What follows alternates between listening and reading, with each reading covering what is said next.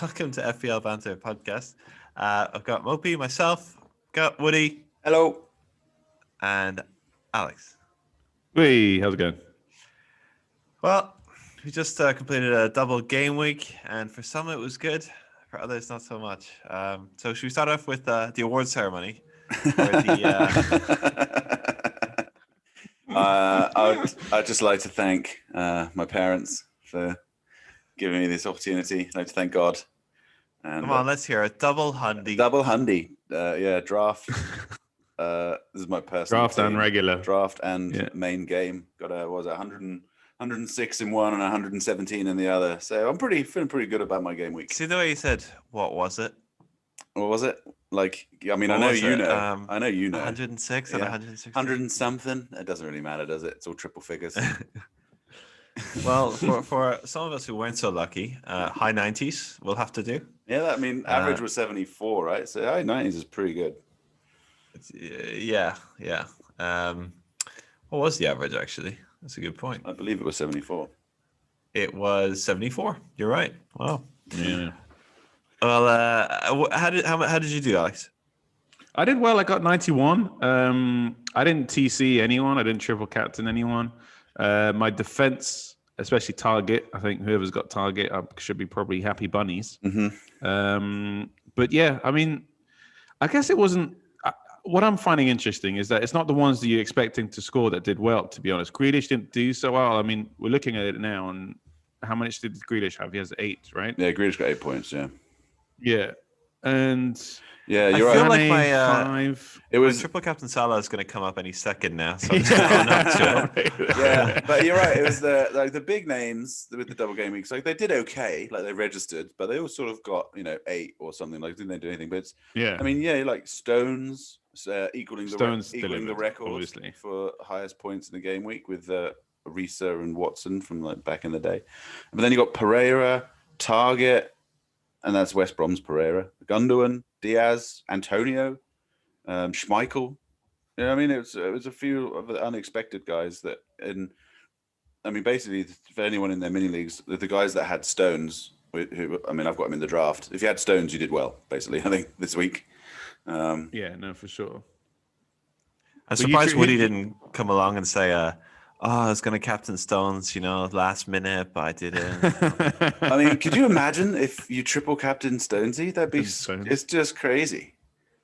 You know what I mean? It would propel you to like new heights. Yeah, 81 points from one player. I mean, just good Lord. You just... But knowing my luck, the rest of my team would be shite, and I'd have like 103 total, Yeah.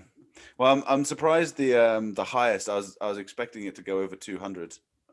Which I think is quite a rare feat if it's even been done before. But yeah, 195 was the highest. I mean, that's a hell of a game week.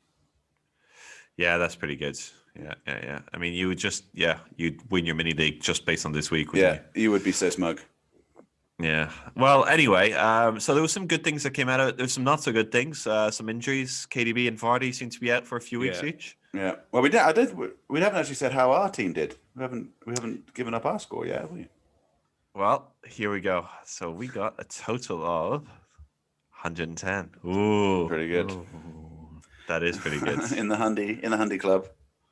I mean, we are in the Hundy Club, but not just that. I mean, we've smashed the average points, and 110 is very good. Yeah, it's very good. That will take you good places. Pretty happy with that. Yeah. But yeah, as I was saying, a lot of players that are owned by a lot of people are now out, so that's going to cause a problem like KDB. Mm-hmm. And I would say there's a few unlucky people out there who may have got KDB midweek going, I need this guy. Yeah. And then injured at the end of the second game. Oh, unlucky. Yeah. There might be a few reacty wild cards or something, or definitely some 4-point hits, I think, because like you say, a lot of people would have bought into some injured players. I mean, Aubameyang as well, like he did 15 points. So I think he would have been on a lot of people's radar, and now he's got a knock as well. So, would you risk keeping him in or?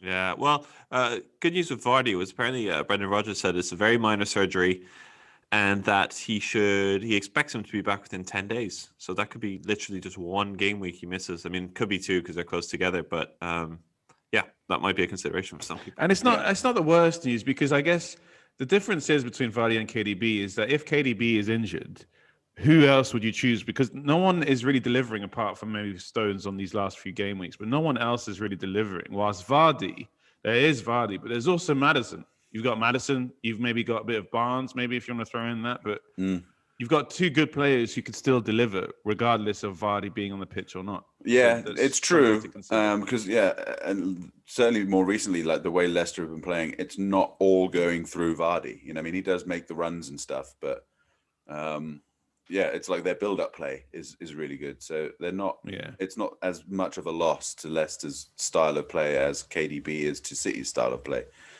And to your point now, both of you, Maddison, Tielemans, and Barnes, all three of them feature in the best players of the week. And so, I mean, it's pretty telling, isn't it? I mean, having any of those three, and Barnes looks particularly good, but so did Maddison and so on. Could definitely be some good differential because they're not very highly owned, these players, are they? No. I mean, I think a lot of people are getting on the Maddison train now. I mean, 2% for Tielemans, 5% for Barnes, 10 for Maddison, pretty much 9.9. So 10%. Yeah, 10. It's still quite low though. But 375,000 have bought him in this week already. So, another good news. Antonio, I was just going to say, in terms of people coming back from injury, Calvert-Lewin, if you've stuck with it, by him. And he scored in the FA Cup and looked pretty sharp. And I think most of their first team are now back from injury. So, whoa. I think you need to slow down there. Scoring in the FA Cup has nothing to do with scoring in the Premier League, as Salah has demonstrated. Yeah, that's true. There's another, you bring up a good point. I know a lot of people think it's time to get off the Salah train, but he seems to have found his scoring boots again. So maybe give it another week. Yeah, I would, because I've jumped. Would you, Alex? Would you though? Would you? Because you didn't.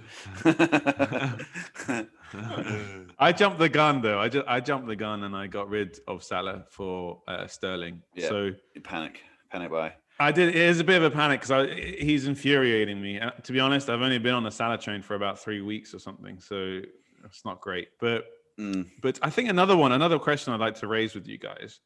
Everyone has jumped on the Antonio train. Now, is that because he is actually a good buy, or is it because there aren't that many forwards at that price that could potentially deliver? It's got to be a bit of both. It's got to be. It is. Yeah, it is a bit of both. I mean, granted, coming off the back of a double game week with 18 points like that, you just get the reacty people who don't really look into the FPL. They see someone, he got good points, I'll get him, and then they don't really think about it. I mean, some of us, Eric and I, we got him before the double game week, and we've been saying for a while, I've definitely been saying once he's back and fit, he is a good buy. He is the way West Ham play. They play through him a lot and play to him a lot, and they've got good crosses of the ball, and he's great in the air. And the fact that West Ham have sold Haller, so there's basically pretty much no backup. Yeah, striker. So you're sure that he'll start. Yeah. There's no rotation there. They've just got there's no rotation with another first team striker. They'll just sub him off and give some minutes to the younger guys or whatever if they're winning. So he's pretty nailed. And I think if Noble's not on the pitch, he might be on Penos as well. It'll be interesting to see. I know he took one at the end of last season. He's pretty awesome. He's huge as well, and no one can tackle him. Like, he's just defenders can't handle him. Yeah, I mean, remember the goal he scored against City, that overhead. I mean, he's got ability. I think he was always on my radar once he was back fit, regardless of how well he did last week. And he's also a nice guy. When he's interviewed, he's like a nice guy. He is a nice guy. I feel like people ask him what he does in the spare time, he'll be like, I do a bit of gardening. You know what I mean? That's the type of guy he is. Just some charity work. And Eric, you mentioned how big he is. Do you reckon that, like, does he have the same treatment as Traore, Adama Traore, who basically doesn't work out, allegedly? Do you think Antonio's the same? I've not heard Antonio claim that he doesn't work out. So, yeah, I was wondering about that. But no, I think he's massive for a reason, because he tries to be. And it's quite useful in his position. But does anyone actually believe that Traore doesn't work out? I don't understand how that's a thing. I believe he doesn't train much because he's pretty shite in front of goal. Whoa! Oh! Sorry. I don't know. Remember the goal he scored it was in the cup? Yeah, the third round of the FA Cup. Oh, it's a belter. Yeah, but like, now you're going back a few weeks, few months. You know what I mean? Like, the guy's inconsistent. All right, should we go through the scores quickly? Some interesting scores, I think. Yeah. Speaking of Traore, I mean, Wolves West Brom. I think that was a surprise win for West Brom, 3-2. And something interesting at West Brom that emerged for me anyway was the fact that Pereira got 3 goals in 2 games, and we kind of at the beginning of the season, Alex, I seem to remember you had him in your personal team, but we identified him as a bit of a guy with potential and so on. He'd been doing well in the Championship, and he's back, kind of thing. So I definitely want to watch. Yeah, if you're looking for a differential, I mean, it's a bit of a wild one. It's sort of like Lookman, they're good players, but in bad teams.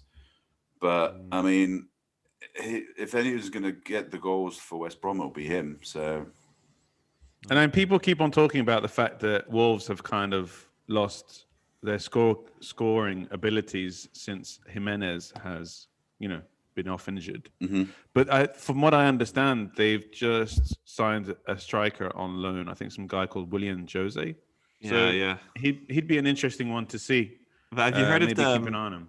That's very true. Woody brought something to my attention, which was the Bolly Triumvirate. The what? The Bolly what? The Bolly Triumvirate. It's he scored a goal, he assisted a goal, and then scored an own goal. No, consider the penalty. Oh, conceded a penalty. Yeah. Okay, pretty close. Yeah, no, he had a great game. He was all over it. He was involved in every goal, everything. Whether it be for or against. Yeah. But Leeds not delivering. Is that something to worry about for Bamford owners?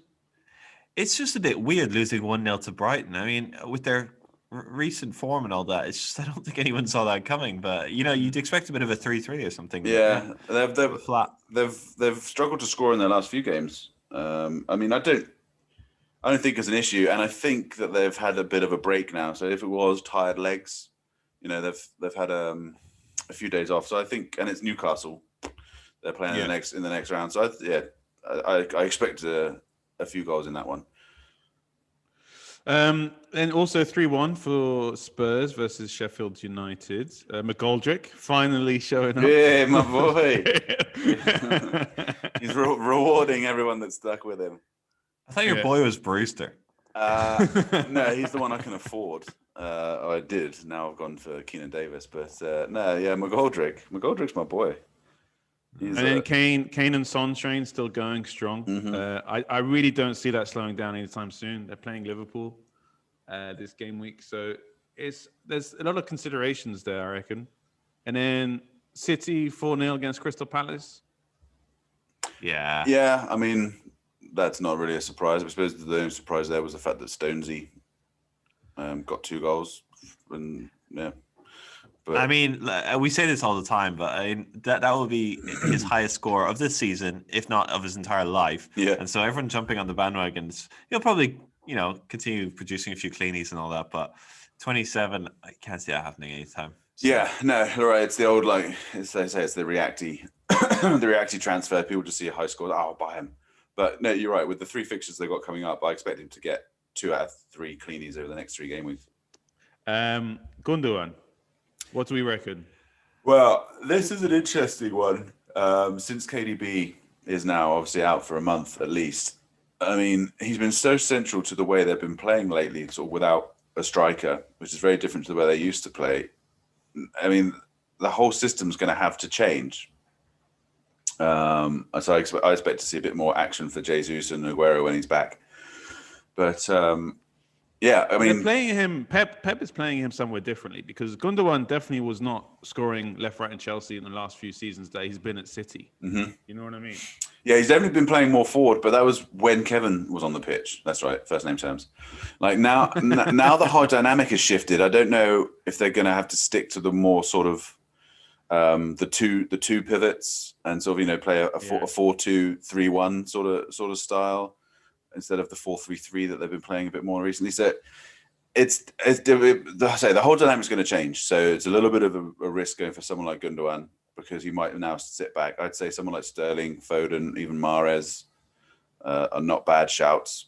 But that being said, Gundogan without KDB will be on more set pieces. So he'll get a bit more of the old dead ball, free kicks, penos, corners, that sort of stuff. So Gundogan doesn't look like a football player.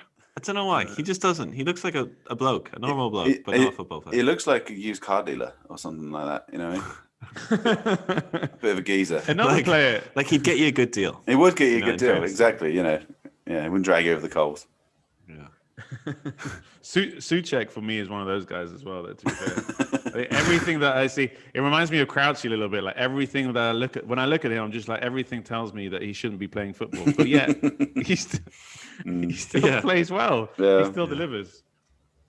Right. Well, look, there was some interesting scores, and we won't bore you with the whole week, but we'll get on to our team of the week, if you're happy with that. And so this week we have done a united team, which means that we've come together and agreed on a team. So this is not one of those my team or Woodie's team or Alex's team. So anyway, the team fits in 100 mil budget, and you can get it on a wildcard. And there will be people on reactive wildcards, Tal. So maybe not. Yeah. So I don't know if anyone else has snakes in their league, but this is a snake in our league. A guy who constantly lies about what he's done or hasn't done, and then you find out at the game week that it was all lies. Yeah. Yeah. It sounds like a movie, Snake in a League. Anyway, so this week, who's going to start us off on goalkeepers and defenders? I haven't done them in a while, so I'm up for it. Okay. All right, so we're starting off with the 3-4-3 as a formation. I'm sure we'll be reminded of that as we go. So to start off in goals, it's good old Martinez against Burnley. Even though Burnley have scored 3 in the FA Cup, I still don't think they don't have that attacking threat. I don't feel, or we don't feel, I guess, because I think it's communal between all of us 3. Yeah. And you know, it's Martinez, and even if they do start trying to score goals, he's pretty good at stopping them anyway. Yeah. So I mean, and Villa's defense is it's so good this season. Like they're so trustworthy, you know.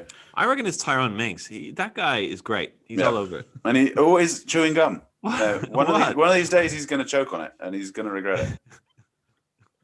He's so damn talented. That's the thing with it. He can walk and chew gum. Then we have, as previously touched upon, we have a couple of City defenders. We have Cancelo and Stones. I think it's kind of backing ourselves with regards to a Pep Roulette, the inevitability of a Pep Roulette. Cancelo is obviously more attacky. And then Stones, obviously, I think we're jumping on the old Stonesy train for the old 27 double goal Stones. He's not attacking. Two goal Stones.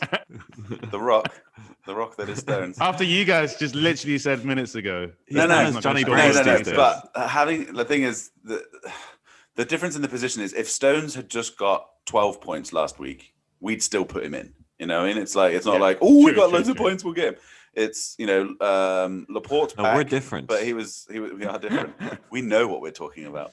So Stonesy and Cancelo both rested in the cup game, so they're both likely to start. And it's West Brom.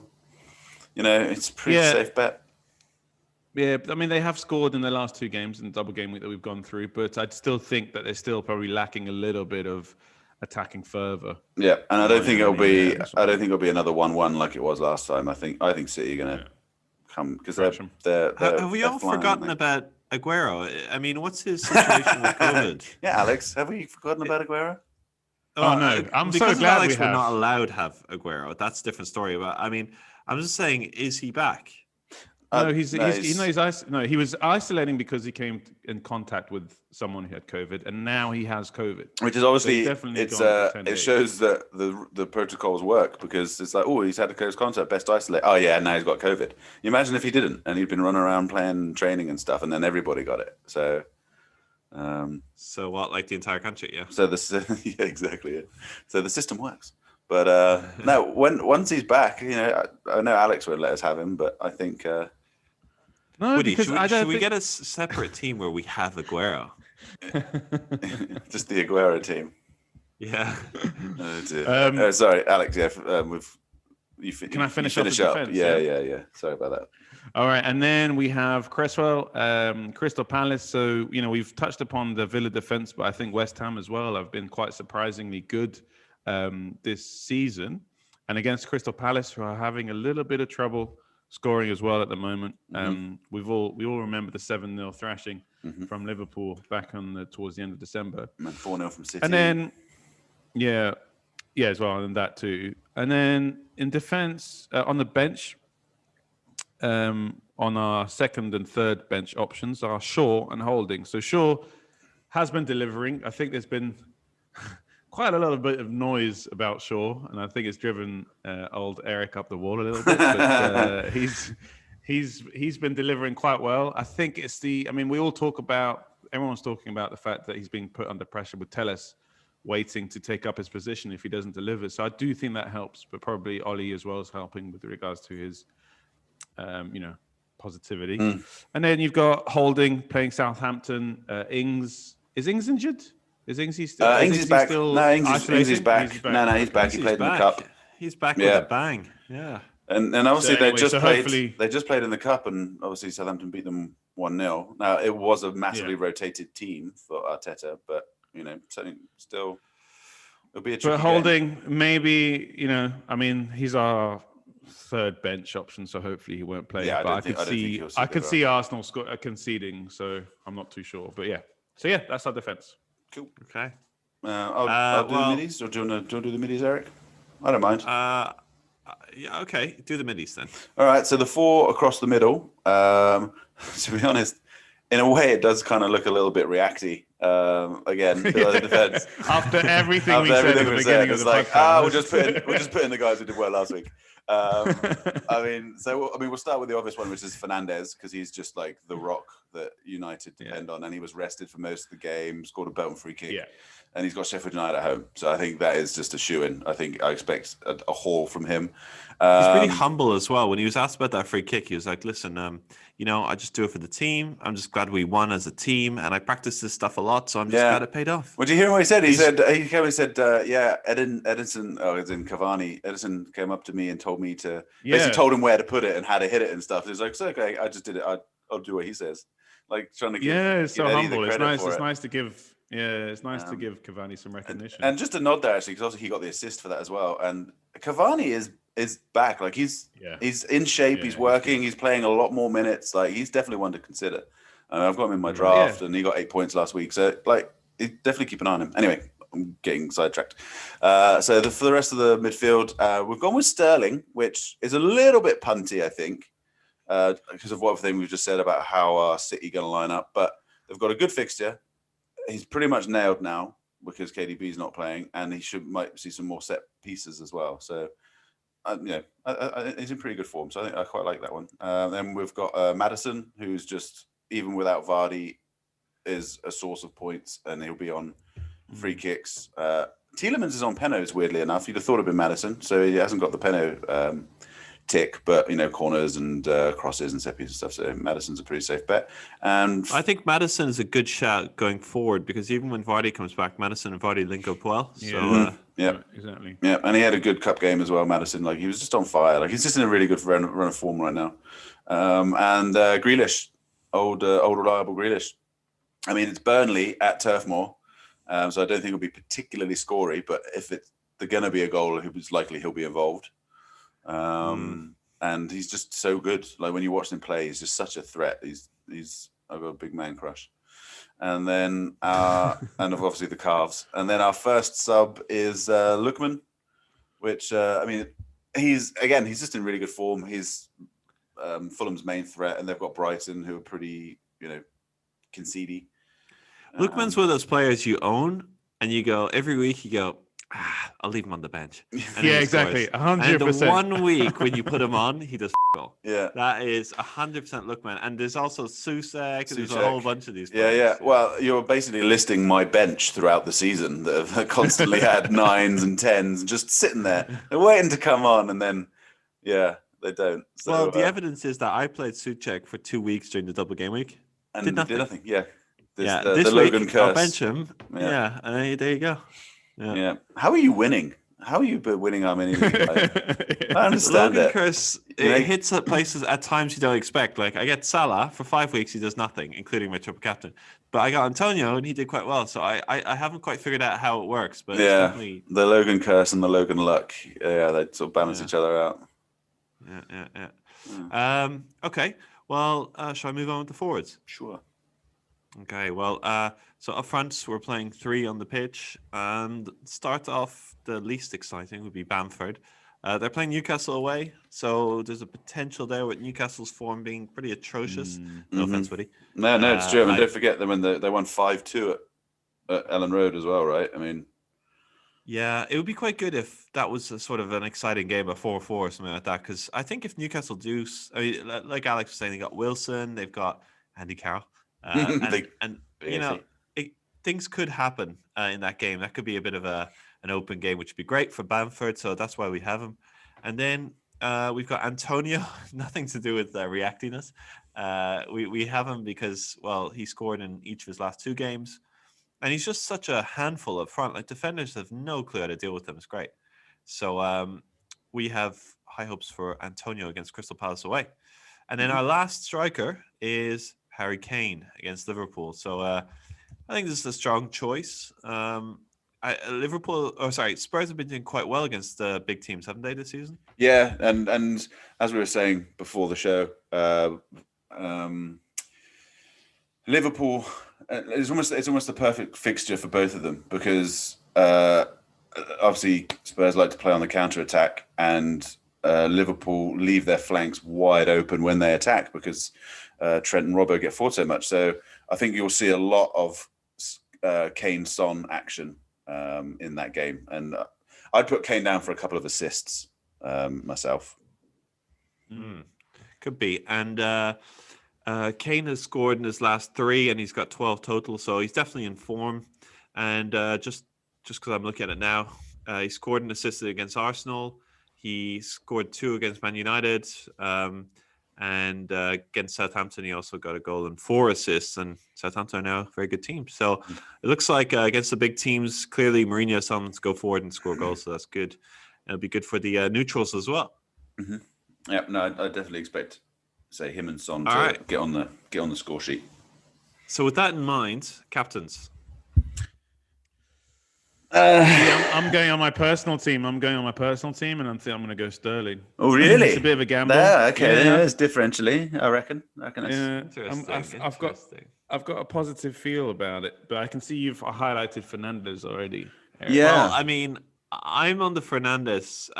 He's just too reliable, but I do like the punt. It is a punt. Convince me. I mean, Sterling, even with the KDB injury and the fact that how many is it now? 250,000 people have bought him, so his net transfers at near 256,000. But he's still only 7.3% owned, so it is differentially. I'll give you that. Whereas Fernandes at 55%. I mean, basically, every other person has Fernandes. Well, look, why don't we take a democratic vote, because that's what we do at this podcast. So, okay, I'm going to call Fernandes because it's pretty obvious. So I think, Woody, you're going to get the deciding vote here. I'm going to have to go Fernandes, I'm afraid. Sorry, Alex. I like what you're saying, and I've replaced KDB with Sterling in my team as well, but I'm going to go with Fernandes.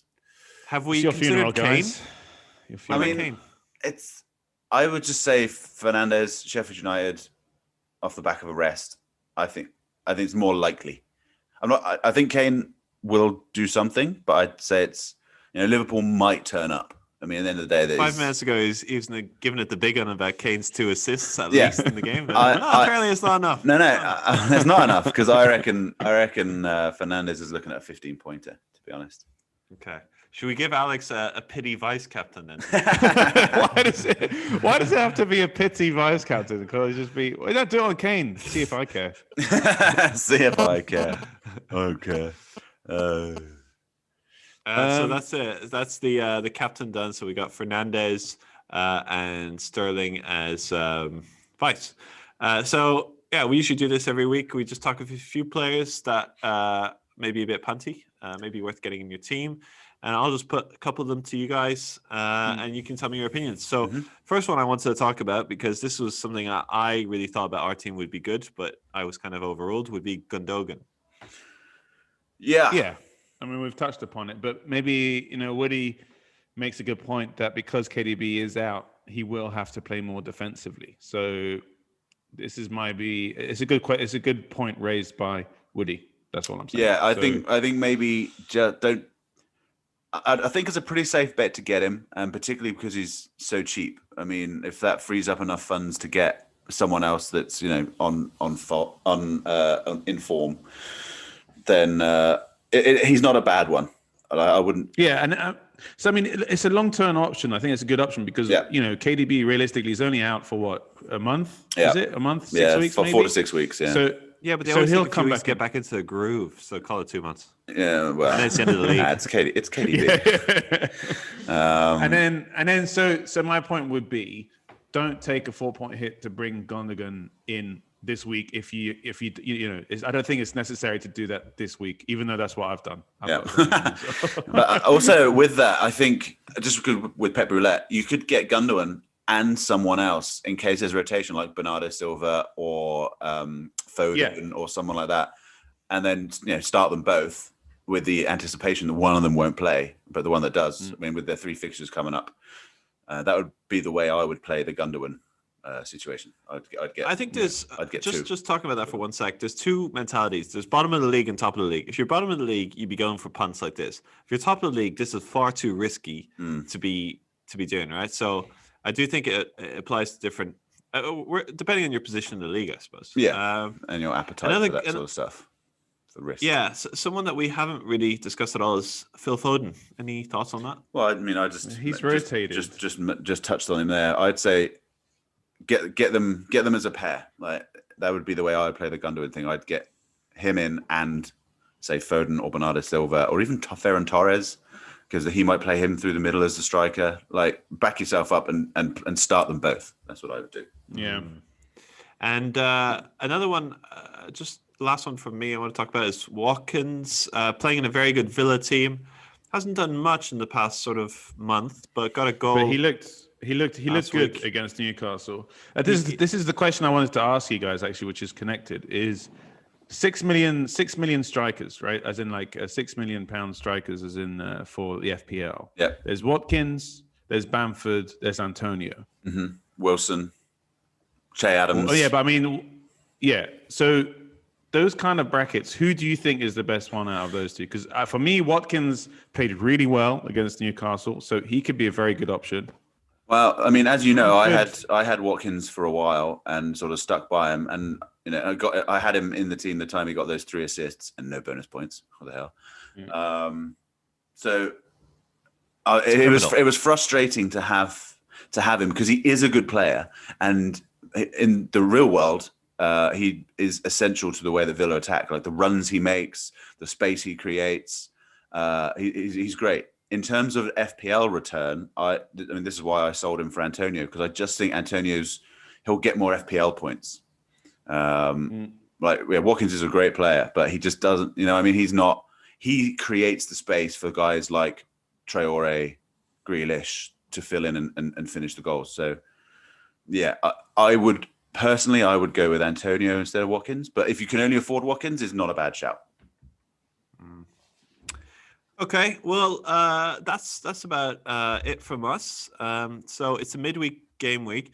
The one thing I just want to mention before we go is the fact that we have the games this week starting Tuesday evening UK time, and then we've got games again on Saturday. So it is possible there might be some rotation. Mm-hmm. This is just the same as a double game week in some ways. It's just broken down. So don't be surprised if your players don't start. So as always, deep bench, and that's what we've tried to do this week with our bench. So try and do the same. And other than that, best of luck to everyone. Yep. Good luck, everyone. All right. See you next week. That's it. Bye.